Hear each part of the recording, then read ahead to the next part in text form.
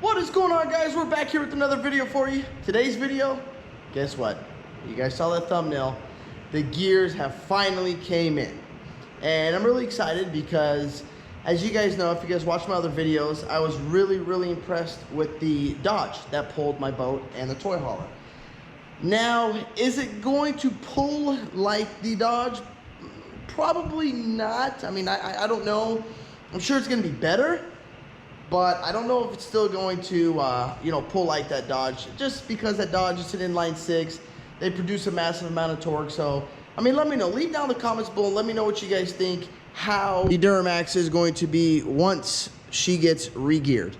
So she is going to be sent to the shop on Monday. Yes, it's not sent to my shop. I'm going to send it to my buddy's shop because I have never re-geared a truck before. I have never... I have zero experience in that. I have zero at all. So I don't want to use my truck as a test dummy, nor do I have any experience, nor have I ever done it before.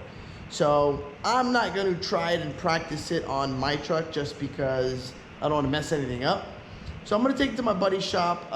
He's out in Ramona. We will head there Monday morning, drop her off. He said it's going to take about a week, so we're going to leave it there and, hope he does it right because, don't want no problems.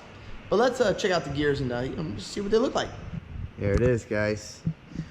The gears have arrived. So, looks like we got here GM, okay, 11 up. So this part number, I believe, is for the front. These are the bearings and the bearings and the seals we got here with a little lubrication. You got to stay lubricated. And let's see what we got in box number 2 here. The master overhaul kit right here. I don't know. It says 11 through 13, but here it says 11 plus. Well, you know what? I don't know. Let's just hope it works. Let's open this one up. See what we got in here. All right. These looks like bearings. Some seals there at the bottom. A little silicone. We got some bolts here with some Loctite on it. All right, very nice, very nice. Let's see what we got here. I'll show you guys the part numbers if they have part numbers on them. Okay, so it looks like whoa, what the hell? Okay, that says for Dodge. Well, I mean, I like how the Dodge pulled, but unfortunately, I don't have a Dodge. Okay, well, this is going to be, let's look at this one. So this one says GM and Chevy 456 R&P. Okay.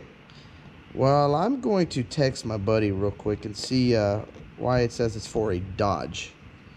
Let's open it up and see what it looks like in here. Got her out of the box. Got a little instruction kit here for, instructions, I guess.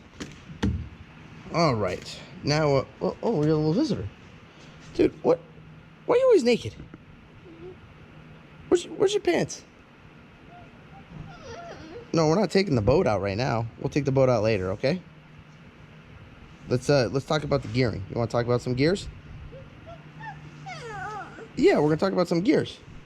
Okay. Let's see what it looks like in here.